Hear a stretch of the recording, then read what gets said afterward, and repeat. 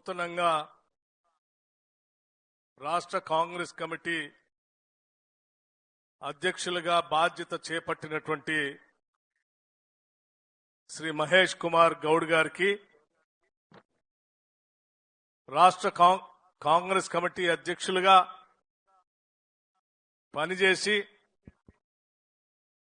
రాష్ట్ర ముఖ్యమంత్రిగా ఉన్నటువంటి గౌరవ ముఖ్యమంత్రి వర్యులు శ్రీ రేవంత్ రెడ్డి గారికి, అఖిల భారత కాంగ్రెస్ కమిటీ ఇన్ఛార్జ్ సెక్రటరీ గారు శ్రీమతి దీపా దాస్ మున్షి గారికి, ఇతర ఏఐసిసి కార్యదర్శులకి,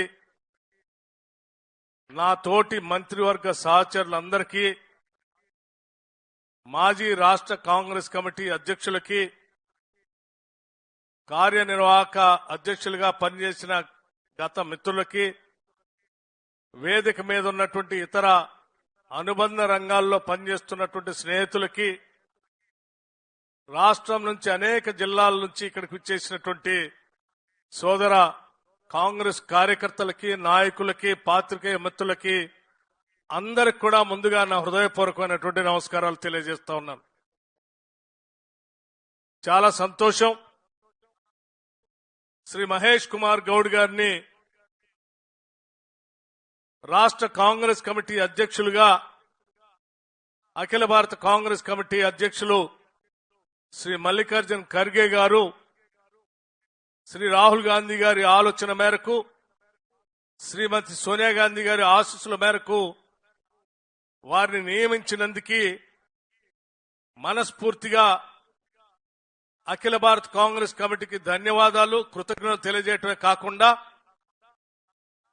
అధ్యక్షుడిగా నియమించబడినటువంటి మహేష్ కుమార్ గౌడ్ గారికి నా మనస్ఫూర్తిగా అభినందనలు తెలియజేస్తా ఉన్నాను. వారు తీసుకున్నటువంటి ఈ బాధ్యతలు రాష్ట్రంలో ఉన్నటువంటి లక్షలాది మంది కాంగ్రెస్ కార్యకర్తల యొక్క పనితనాన్ని, వారి శ్రమని గౌరవిస్తూ రాబోయే రోజుల్లో ఈ రాష్ట్ర ప్రభుత్వం, కాంగ్రెస్ ప్రభుత్వం, ఇందిరమ్మ రాజ్యం తీసుకుంటున్నటువంటి అనేక సంక్షేమ కార్యక్రమాలని, పాలనా కార్యక్రమాలని ప్రతి గ్రామానికి, వాడవాడకి, ఇంటింటికి తీసుకువెళ్లేటువంటి కార్యక్రమాన్ని చేపట్టాలని చెప్పి నేను హృదయపూర్వకంగా అందరికీ విజ్ఞప్తి చేస్తా ఉన్నాను.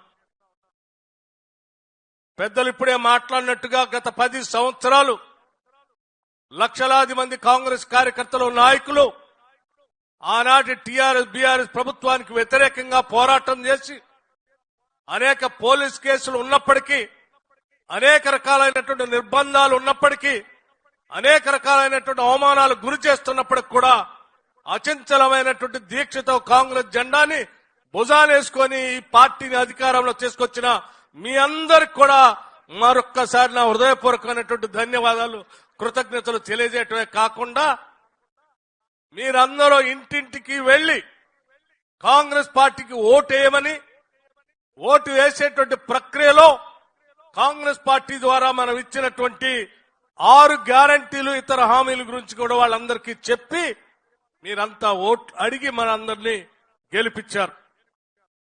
గెలిపించి ఓట్లు అడిగినటువంటి మీ అందరూ తల ఎత్తుకొని తిరిగేటట్టుగా కాంగ్రెస్ పార్టీ అధికారంలోకి వచ్చిన మరుక్షణం నుంచే ఈ రాష్ట్రంలో మహిళలందరినీ లక్ష్మిలుగా, మహాలక్ష్మిలాగా గౌరవించడానికి ఉచిత బస్సు రవాణా సౌకర్యాన్ని ఏర్పాటు చేయడమే కాకుండా ప్రతి నెల దాదాపు 400 కోట్ల రూపాయల్ని రాష్ట్ర ప్రభుత్వం ఆర్టీసీకి కేటాయిస్తా ఉంది, నిధులు చెల్లిస్తా ఉంది. 200 లోపల ఉన్నటువంటి 0 బిల్లులు ఇస్తుంది. కరెంటుకు సంబంధించి 500 రూపాయలకే గ్యాస్ సిలిండర్లు ఇస్తా ఉంది. రేపు రాబోయే రోజుల్లో ప్రతి శాసనసభ నియోజకవర్గంలో 3500 ఇళ్లకు తగ్గకుండా దాదాపు 4.5 లక్షల నుంచి 5 లక్షల వరకు ఇందిరమ్మ ఇళ్లు, ఒక్కొక్క ఇంటికి 5 లక్షల లెక్క ఇవ్వబోతా ఉంది. అట్లాగే ఆర్థిక వ్యవస్థ అంతా కుదేలైపోయి జీతాలు ఇవ్వలేనటువంటి పరిస్థితిలో ఉన్నటువంటి రాష్ట్రాన్ని గాడిలో పెట్టి యావత్ రాష్ట్ర మంత్రిమండలి మొత్తం అంతా కూర్చొని ఆలోచన చేసి మొదటి తారీఖు నాడే ప్రతి నెల జీతాలు వచ్చేటట్టుగా చేసినటువంటి కాంగ్రెస్ ప్రభుత్వ ఆలోచనలకు కూడా ప్రజల మధ్య తీసుకుని వెళ్ళవలసిందిగా మీ అందరికీ విజ్ఞప్తి చేస్తా ఉన్నాను. అంతేకాదు ఈ రాష్ట్ర చరిత్రలోనే కాదు, దేశ చరిత్రలో కూడా కేవలం 15 రోజుల్లో 18,000 కోట్ల రూపాయల్ని రైతు రుణమాఫీ పేరు మీద ఒకటేసారి 18,000 కోట్ల రూపాయల్ని కేవలం 15 రోజుల్లో ఇచ్చిన రాష్ట్రం ఈ దేశ చరిత్రలో ఎక్కడా లేదు. అది కేవలం కాంగ్రెస్ ప్రభుత్వం మాత్రమే చేయగలిగింది. ఇంత గొప్పటి ఉన్నతమైనటువంటి ఆలోచన అమలు చేస్తూ ముందుకు పోతున్నటువంటి ఈ ప్రభుత్వం యొక్క లక్ష్యాల్ని ప్రజల దగ్గర తీసుకొని వెళ్లి మనం చేసినటువంటి కార్యక్రమాల్ని ప్రజల మధ్య కూడా తీసుకెళ్లే కార్యక్రమాన్ని కూడా మహేష్ కుమార్ గౌడ్ గారు వారి టీంతో కింది స్థాయి వరకు పార్టీ నిర్ణయాల్ని ప్రజల మధ్యకి తీసుకెళ్లేటట్టుగా చేయాలని చెప్పి నేను మనస్ఫూర్తిగా వారిని కోరుతా ఉన్నాను. అలాగే పార్టీకి సంబంధించిన ఏ కార్యక్రమాలున్నా, ప్రతి కార్యకర్తకు సంబంధించిన ఏ అవసరం ఉన్నా పార్టీ గాంధీ భవన్ నుంచి నిర్దేశం వస్తే తప్పనిసరిగా వాటన్నిటిని అమలు చేయడానికి ఈ రాష్ట్ర కాంగ్రెస్ ప్రభుత్వం రేవంత్ రెడ్డి గారి నాయకత్వంలో ముఖ్యమంత్రిగా ఉన్నటువంటి మంత్రి మండలి మొత్తం కూడా తప్పనిసరిగా తూచా తప్పకుండా పాటిస్తుందని కూడా మీ అందరికీ మనవి చేస్తా ఉన్నాను. మిత్రులారా, మీరు ఆలోచన చేయండి. ఈ ప్రభుత్వం మనది, ప్రజల ప్రభుత్వం. ప్రజల కోసమే మనం సంపద సృష్టిస్తున్నాం.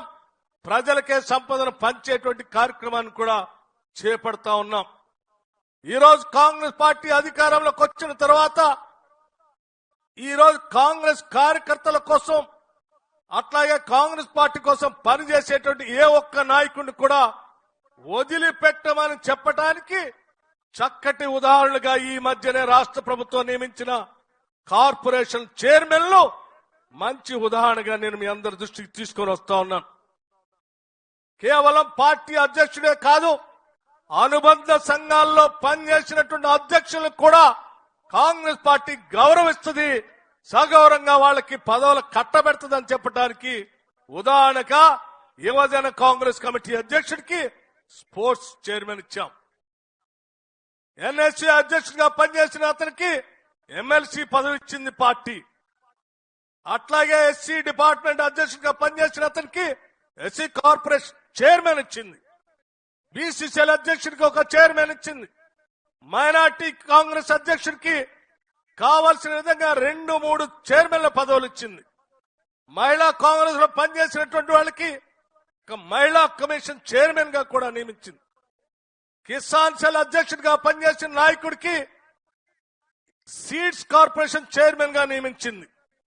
అనేక సంవత్సరాలు కాంగ్రెస్ పార్టీలో సేవ చేసినటువంటి కోదండ రెడ్డి గారిని అగ్రికల్చర్ కమిషన్ చైర్మన్ గా నియమించింది. ఇలా నేను చెప్పుకుంటూ పోతే అనేక ఉదాహరణలు చేసిన ప్రతి కార్పొరేషన్ చైర్మన్, ప్రతి పదవి కూడా కాంగ్రెస్ పార్టీలో అనాదిగా పనిచేసినటువంటి వాళ్లకే ఈ ప్రభుత్వం తక్షణంగా వాళ్ళకు గౌరవించి పదవులు ఇచ్చింది. రేపు పొద్దున భవిష్యత్తులో కూడా కాంగ్రెస్ పార్టీలో పనిచేసినటువంటి కార్యకర్తలకి, నాయకుల్ని సముచితంగా గౌరవిస్తుందని మీ అందరికీ మనవి చేస్తూ, ఈరోజు ఎన్ఎస్ఐ నుంచి, యూత్ కాంగ్రెస్ నుంచి మెయిన్ కాంగ్రెస్ వరకు పనిచేసినటువంటి కార్యకర్తలకి, నాయకులకి మనం శ్రద్ధగా పనిచేస్తే రాష్ట్ర కాంగ్రెస్ కమిటీ అధ్యక్ష పదవి కూడా వస్తుందని చెప్పి మహేష్ కుమార్ గౌడ్ గారిని అధ్యక్ష పదవి ద్వారా నియమించడం ద్వారా కాంగ్రెస్ పార్టీ చేసి చూపించింది. ప్రతి కార్యకర్త, నాయకుడు కూడా నేను ఒకటే విజ్ఞప్తి చేస్తా ఉన్నాను. నిబద్ధతతో పనిచేద్దాం, ప్రజలకు అంకిత భావంతో పనిచేద్దాం. ఈ ప్రభుత్వం మనది మనది మనది అని చెప్పి ప్రజలకు చెప్పి చేసే కార్యక్రమాలు ప్రజల మధ్యకి తీసుకొని వెళదామని చెప్పి మీ అందరికీ సవినయంగా మనవి చేస్తూ నేను మరొక్కసారి మహేష్ కుమార్ గౌడ్ గారిని అభినందిస్తూ సెలవు తీసుకుంటున్నాను. జై హింద్, జై కాంగ్రెస్.